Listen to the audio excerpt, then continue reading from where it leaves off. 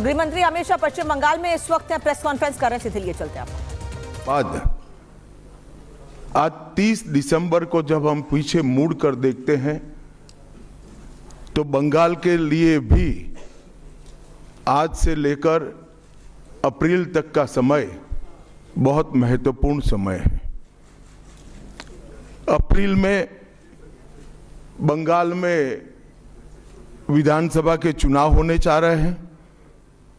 भय, भ्रष्टाचार, कुशासन और घुसपैठ की जगह विरासत, विकास और गरीब कल्याण की एक मजबूत सरकार बनाने का बंगाल की जनता का संकल्प बंगाल में जहां पर भी जाते हैं वहां दिखाई पड़ता है। तृणमूल कांग्रेस के 15 साल के शासन में भय, भ्रष्टाचार और कुशासन और विशेषकर घुसपैठ से बंगाल की जनता चिंतित भी है, भयभीत भी है और आशंकित भी है।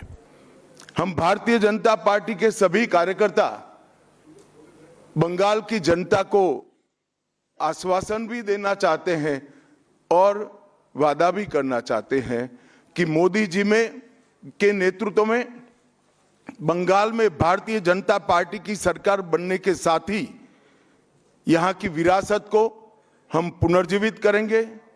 विकास की गंगा फिर से बड़ी तेज गति से बहेगी और गरीब कल्याण जो बंगाल का आज बहुत महत्वपूर्ण मुद्दा बना है, देश भर में जहां जहां एनडीए सरकार है, भाजपा सरकारें हैं, हमने गरीब कल्याण को प्राथमिकता दी है।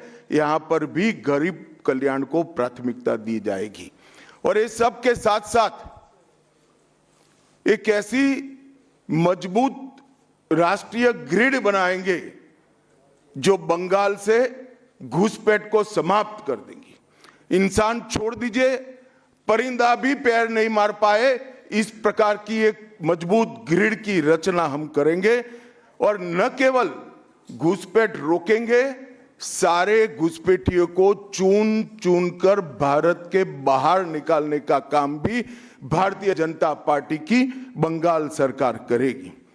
आज ममता बनर्जी के नेतृत्व में भ्रष्टाचार के कारण पूरे बंगाल का विकास एक प्रकार से थम गया है।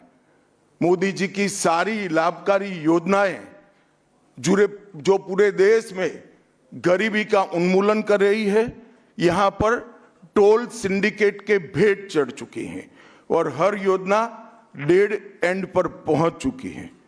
14 सालों से भय और भ्रष्टाचार ये बंगाल का पहचान बना हुआ है।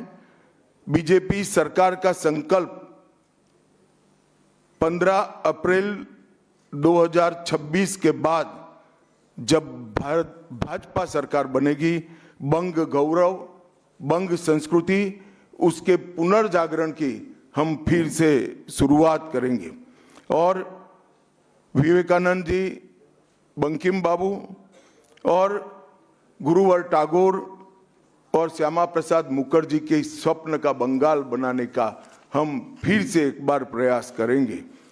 और आज मैं फिर से एक बार कहना चाहता हूं, भारतीय जनता पार्टी के लिए ये बंग भूमि बहुत पवित्र और बहुत मायने रखने वाली है, क्योंकि हमारी स्थापना, भारतीय जनता पार्टी की स्थापना, भारतीय जनसंघ की स्थापना यही बंग भूमि के बड़े नेता श्यामा प्रसाद मुखर्जी ने की है। भारतीय जनता पार्टी की स्थापना से स्वामी विवेकानंद और बंकिम चंद्र चट्टोपाध्याय, इनका अनुकरण भारतीय जनता पार्टी ने अपने सभी सिद्धांतों के अंदर किया है। मित्रों, आज जब मैं कह रहा हूं कि इस बार 26 के बंगाल के विधानसभा चुनाव में बंगाल में हमारी सरकार बनेगी, इसका मजबूत आधार भी भारतीय जनता पार्टी के पास है।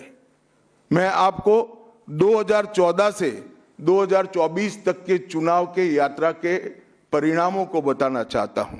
2014 के लोकसभा चुनाव में हमें 17 40% वोट मिले थे और 2 सीटें मिली। मेरी बात जरा सभी पत्रकार बंधु ध्यान से सुने। 2014 के चुनाव में हमें 17% वोट और 2 सीट मिले थे। 2016 के विधानसभा चुनाव में हमें 10% वोट मिले और विधानसभा की केवल 3 सीटें मिली थी। फिर 14 से 19 के बाद 19 के लोकसभा चुनाव में हमें 41% वोट मिले और 18 सीटें मिली और 21 के विधानसभा चुनाव में हमें 38 वोट मिले और 77 सीटें मिली। ये बहुत बड़ा अंतर है। जिस पार्टी को केवल 3 सीट मिले थे वो पार्टी 5 साल के ही अंतराल में 77 सीट प्राप्त करी।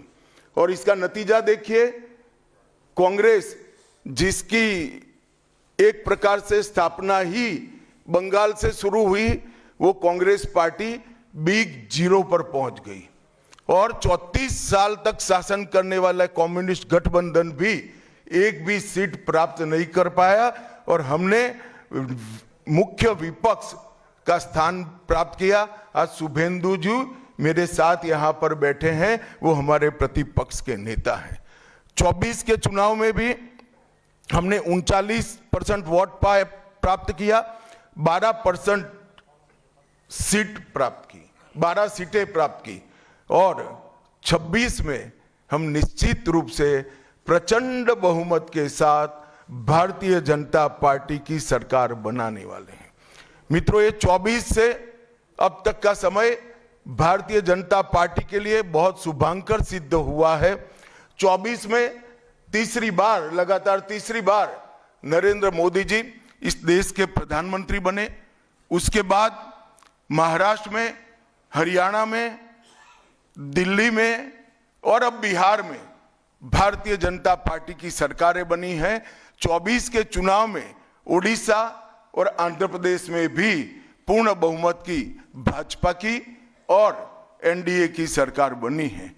मुझे पूरा भरोसा है कि 2026 में बंगाल में 2/3 बहुमत के साथ भारतीय जनता पार्टी की सरकार बनेगी।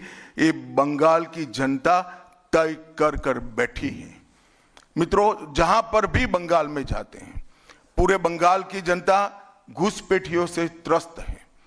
क्या कोई राज्य सरकार ऐसी हो सकती है जो घुसपैठियों की पनाहगाह अपने राज्य को बना दे? राष्ट्रीय सुरक्षा पर कितना बड़ा खतरा है, इसका जवाब बंगाल की मुख्यमंत्री ने बंगाल के चुनाव में दे। घुसपैठ रोकने के लिए उनके पास क्या योजना है? आर्टिकल 370 हटता है, वो विरोध करती है। सीएए लाकर बंगाल के शरणार्थियों को नागरिकता देने का हम कार्यक्रम करते हैं, वो विरोध करती हैं। और वो ठीकरा फोड़ते हैं कि बीएसएफ है, वो रोक नहीं रही है। ममता जी, मैं आज आपको इस सार्वजनिक प्रेस वार्ता में पूछना चाहता हूं कि कौन सी सरकार है बांग्लादेश की पूरी सीमा पर जो वाड़बंदी करने के लिए, बॉर्डर पर फेंसिंग करने के लिए जमीन नहीं देती है? अगर आप जवाब न दे पाए तो मैं ही देता हूं। आपकी ही सरकार है जो जमीन नहीं देती है, जिसके कारण फेंसिंग का काम समाप्त नहीं होता है। फिर भी भौगोलिक रूप से कठिन सीमा पर से कोई घुस कर आता है तो कहां जाता है? सबसे पहले बंगाल के गांव में जाता है। आपका पटवारी क्या कर रहा है? आपका थाना क्या कर रहा है? क्यों इसको अरेस्ट नहीं किया जाता? क्यों उस पर केस दर्ज नहीं होता? क्यों इसको वापस भेजा नहीं जाता? जवाब है क्या आपके पास? क्या बंगाल की मुख्यमंत्री जवाब दे सकती है कि असम में घुसपैठ क्यों बंद हो गई? त्रिपुरा में घुसपैठ क्यों बंद हो गई? गुजरात और राजस्थान की बॉर्डर पर घुसपैठ क्यों नहीं होती है? पंजाब की बॉर्डर पर घुसपैठ क्यों नहीं होती है? कश्मीर की बॉर्डर पर घुसपैठ क्यों नहीं होती है? सिर्फ बंगाल में क्यों होती है? क्योंकि आपकी निगहबानी में घुसपैठ कराई जाती है और बंगाल को धीरे धीरे डेमोग्राफी चेंज कर आपकी वोट बैंक को पुख्ता करनी चाहती है। मगर ये लंबा नहीं चलेगा। बंगाल की जनता अब जान गई है और इसके खिलाफ लामबंद भी हो रही है। और मुझे मालूम है अगला चुनाव घुसपैठियों को निकालने के मुद्दे पर और घुसपैठ रोकने के मुद्दे पर लड़े जाने वाला है, क्योंकि न केवल ये बंगाल का मामला रहा है। मैं आज बंगाल की जनता को इस प्रेस वार्ता के माध्यम से बताने आया हूं कि बंगाल की बॉर्डर से हो रही घुसपैठ सिर्फ बंगाल का मामला नहीं रहा है, अब ये राष्ट्रीय सुरक्षा का मामला है। देश की संस्कृति को बचाना है, देश की सुरक्षा को सुनिश्चित करना है, तो बंगाल की बॉर्डर सील कर दे ऐसी देशभक्त सरकार यहां लानी पड़ेगी, जो ममता बनर्जी नहीं कर सकती, केवल और केवल भारतीय जनता पार्टी